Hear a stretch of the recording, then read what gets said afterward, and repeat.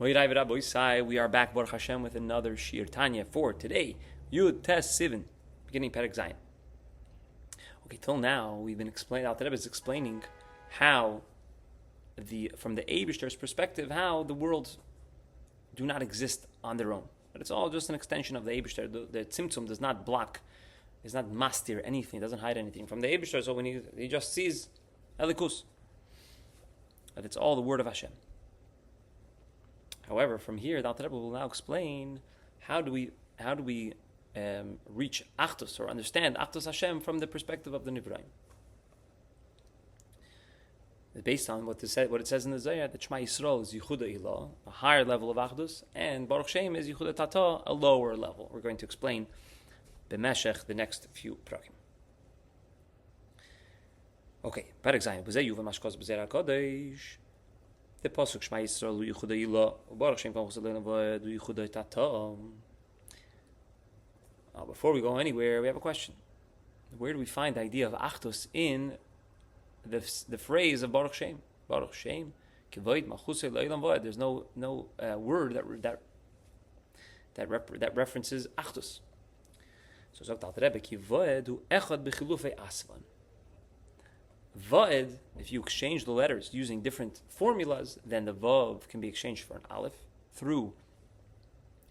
The letters of Aleph, Hey, Vav, and Yud are called Oisias HaHemshech, so they can all be exchanged.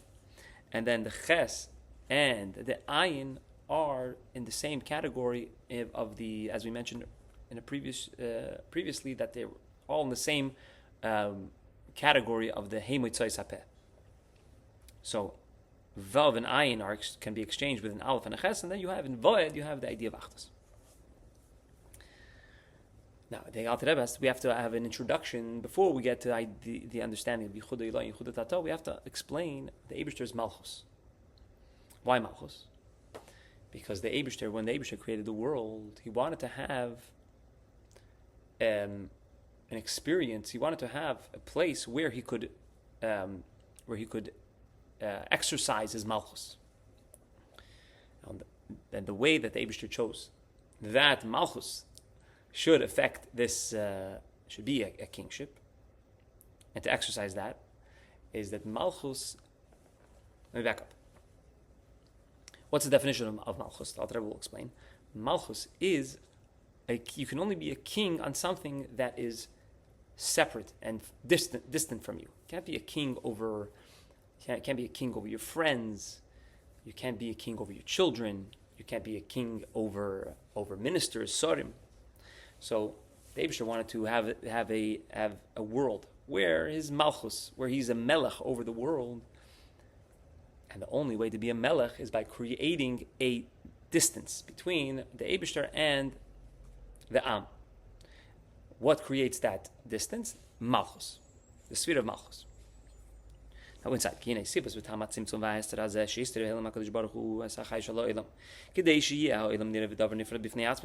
did the Eibishter create this whole thing, that he created a world, but then he hides the source of of Chayas from the Nivraim? It's known to everybody. The purpose of creation, the reason why the Eibishter created the world, is in order to reveal his Malchus.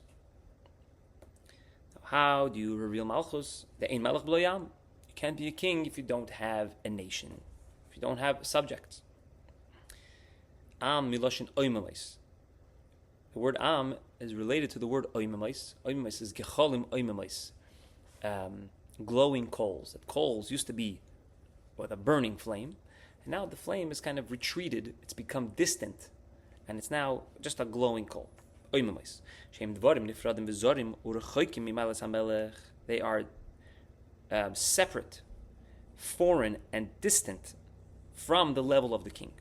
The Rebbe's father points out in Kut Levi Yitzchak that Nifradim, Zorim, and Rechoikim refers to the three Eilumis, Bria, Yitzira, and Asiyah. Once you get outside of Atzilus, you have the three worlds of separation that the Eibishter is king over.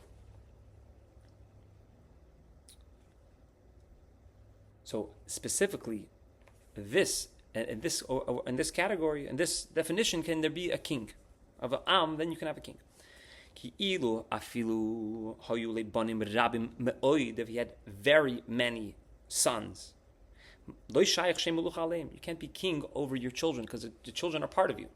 Like the Zohar says, b'ro kara d'avua. V'chin afilu al sarim levadam, even on ministers, because ministers are on, they're part of the government. So you can't be a king. You can't be the king over your own people in your government, so to speak, because they're close. They're close to the level of the king. Only when it's am hadras melech. That's when you have the splendor, the beauty of the king.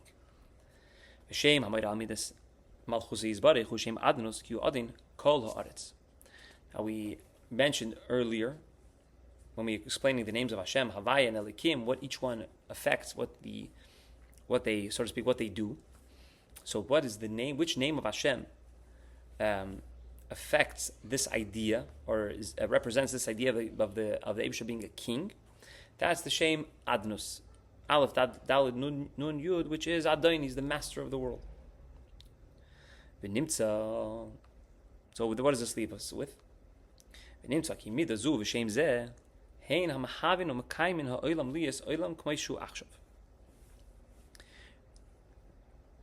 midah, the midah of Malchus, and the name of Adonai, they are what create. They are the, so to speak, the boots on the ground that create this reality that we live in, the world the way it is. Yesh gamur v'davar nifrad b'fnei atzmai v'einei batel b'metzias mamish. A total separate existence, a separate entity, an autonomous existence that is totally not batel. Einei batel b'metzias mamish. So you have the Eibushters, they're creating. So you have the Yesh Meyayin, you have Dvar Hashem B'ruach Piv, that it's constantly infusing. But what in order for the Eibushters to have the Malchus, to have a separation that he's a king over, so that is the midah of Malchus that affects this reality, makes it possible. If Malchus and Shem Adonai would be removed, chas v'shalom, the illusion of separateness would disappear. We would go back to being just the word of Hashem. We would lose that identity of separateness, and we would just be just like Ziv Hashemesh b'Shemesh. Would just be an extension. We would not feel that we are separate from the Eibusher, and then losing out on the Eibusher's Malchus.